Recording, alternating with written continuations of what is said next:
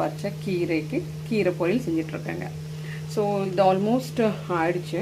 So இதில் என்ன பண்ணிருக்குன்னா தேங்காய் எண்ணெய் ஊற்றிட்டு கடுகு ஜீரகம் பின்ன பூண்டு வந்து நல்லா இடித்து போட்டிருக்காங்க. அப்புறம் கொஞ்சம் வெங்காயம், ஒரு வெங்காயம், பின்ன இது பச்சை மிளகா போட்டுட்டு நல்லா கீரையை மெலிசாக இது பண்ணிட்டுங்க அரைச்சிட்டு இது போட்டிருக்காங்க.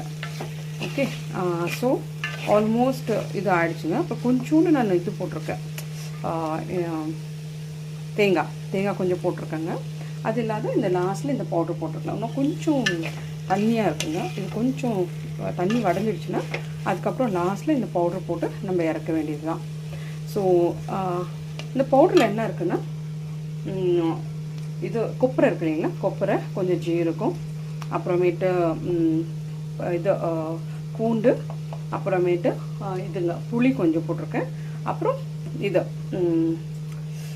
ரெட் சில்லி, அப்புறம் கடலைக்கொட்டை வறுத்து போட்டிருக்காங்க.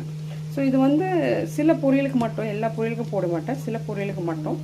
ஸோ நாங்கள் வந்து பூனேயில் இருந்ததுனால உங்களுக்கு தெரியும், பூனேயில் இருந்தோன்னே. ஸோ அங்கே வந்து இந்த மகாராஷ்டிரன் பொரியலெல்லாம் கொஞ்சம் செய்யும் போது இப்படி தான் செய்வாங்க, கொஞ்சம் லாஸ்ட்டில் இந்த பொடி போடுவாங்க. ஸோ இது போடும்போது கொஞ்சம் டேஸ்ட்டு நம்ம தமிழ்நாட்டில் செய்கிறதோட இது கொஞ்சம் டேஸ்ட்டு டிஃப்ரெண்ட்டாக இருக்கும். பட் ரொம்ப டேஸ்டியாகவும் இருக்கும், டிஃப்ரெண்ட்டாகவும் இருக்கும். ஒரு வாட்டி நீங்கள் இந்த மாதிரி செஞ்சு பாருங்கள், ரொம்ப நல்லாயிருக்கும்.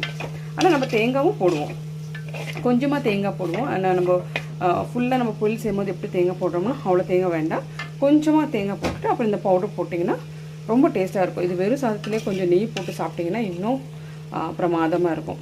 இது ஒரு மாதிரி இந்த சமையல் செஞ்சு பாருங்கள், இந்த மாதிரி ஒரு வாட்டி எப்படி இருக்குன்னு பண்ணிவிட்டு சொல்லுங்கள்.